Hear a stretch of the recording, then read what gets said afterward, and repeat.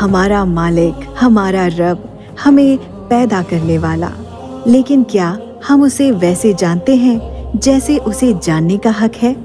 تو چلیں اللہ کو جاننے کی کوشش کرتے ہیں ان پیارے ناموں سے جو اللہ نے ہمیں سکھائے۔ الرحمن الرحیم المالک القدوس۔ ایٹریبیوٹس آف اللہ، RJ ماوش کے ساتھ۔ بسم اللہ الرحمن الرحیم۔ شروع کرتی ہوں اللہ کے نام سے جو نہایت مہربان اور نہایت رحم کرنے والا ہے۔ آج کا پہلا اسماء الحسنی ہے العلیم۔ اللہ نے قرآن میں 150 سے زیادہ مواقع پر اپنے آپ کو العلیم کہا ہے۔ علیم عین لام میم کی جڑ سے نکلتا ہے، جس کے 4 معنی ہیں۔ پہلا اصل معنی علم حاصل کرنا اور باخبر ہونا، یقینی ہونا ہے۔ دوسرا معلومات جمع کرنا۔ تیسرا بنیادی معنی ہر لمحے کی مکمل خبر رکھنا، اور چوتھا مطلب ہے علم کے مطابق عمل کرنا۔ عین لام میم کی جڑ سے قرآن پاک میں 854 مرتبہ ذکر آیا ہے، جن میں علم، علیمہ، علامہ، عالمین، العلیم بہت جاننے والا ہے اور سب کچھ جاننے والا ہے۔ یہ اللہ کے علم کے کمال اور مکمل ہونے کی طرف اشارہ کرتا ہے۔ العلیم ہر چیز کو یقین کے ساتھ سمجھتا ہے، اس سے کوئی علم پوشیدہ نہیں، اور وہ ہر چیز کے وقوع پذیر ہونے سے پہلے ہی باخبر ہے۔ العلیم تمام چھپی اور ظاہری چیزوں کو جانتا ہے۔ اس نے ہر چیز کی خصوصیات کو ایک کتاب میں درج کیا ہے جو اس کے پاس ہے۔ العلیم نے قرآن پاک میں خود فرمایا، یہ غالب اور جاننے والے کا عزم ہے، اور اس نے ہی رات اور دن بنائے، اور وہ سننے والا جاننے والا ہے، اور بے شک تمہارا رب وہ جاننے والا خالق ہے۔ یہ جاننا کیسا ہے؟ اللہ کا علم کیسا ہے؟ اللہ کے علم کا کسی اور سے موازنہ نہیں کیا جا سکتا۔ ہمارا ہر علم لا علمی سے شروع ہوتا ہے۔ ہم سیکھ کر علم حاصل کرتے ہیں، اور پھر ہم پڑھ کر سیکھ کر بھول بھی جایا کرتے ہیں۔ کتنی بار آپ کے ساتھ ایسا ہوا ہوگا؟ ایک دن پہلے کچھ پڑھا، اگلے دنوں سے بھول گئے۔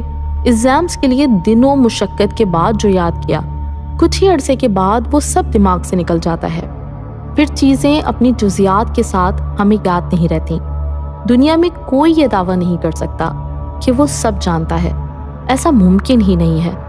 اللہ کا علم نہ سیکھنے سے حاصل ہوتا ہے، نہ اللہ کوئی معمولی چیز بھی بھولتا ہے۔ اس کے علم میں ہر چیز مکمل جزیات کے ساتھ محفوظ ہے۔ آسمانوں اور زمین میں کوئی چیز اس کی نظر سے نہیں بچتی۔ فرشتوں نے جب انسان کی پیدائش پر تعجب کا اظہار کیا تو اللہ نے کہا کہ تم نہیں جانتے جو میں جانتا ہوں۔ پھر حضرت آدم علیہ السلام کو دنیا کے ہر علم، ہر زبان پر دسترست اللہ نے ہی عطا کی۔ محمد صلی اللہ علیہ وسلم ہمارے پیارے نبی کو اللہ نے کائنات کے بہت سے علوم سکھائے۔ ان کے پاس آنے والی پہلی وحی ہی علم کے حوالے سے تھی، پر علم کا منبع ہمارا رب ہی ہے۔ وہ جس کو چاہتا ہے اپنے علم سے کچھ قطرے عنایت کرتا ہے، اور علم کی جستجو کرنے والوں کو پسند فرماتا ہے۔ ہم علم کے شعبوں جیسے physics, chemistry, maths, medicine, engineering, physiology کو جانتے ہیں۔ یہ سب علم اللہ کے تخلیق کردہ چیزوں سے وابستہ ہے۔ اللہ کی تخلیقات سے، اللہ کی صفات سے، اس کے بہترین ناموں سے اللہ کو جاننے کی کوشش کرنا ہی اصل علم ہے، اور اس علم کا راستہ قرآن و سنت کا مطالعہ ہے۔ قرآن مجید میں اللہ کی ایک اور صفت کا ذکر ہے، الحکم، منصف، انصاف دینے والا، ثالث۔ قرآن مجید میں اللہ نے فرمایا، وہ وہی ہے جو ہر حال میں ہر ایک کو انصاف فراہم کرتا ہے۔ الحکم کبھی کسی پر ظلم نہیں کرتا، وہی سچا منصف ہے۔ کوئی بھی اس کے فیصلے کو نہیں پلٹ سکتا، اور نہ ہی کوئی اس کے حکم کے خلاف جا سکتا ہے۔ حکم ہے کاف میم کی جڑ سے نکلتا ہے، اسی سے نکلا ہے حکامہ، الحکم، حکمہ، احکام، حکم اور حکیم۔ یہ سب لفظ ایک ہی جڑ سے نکلتے ہیں۔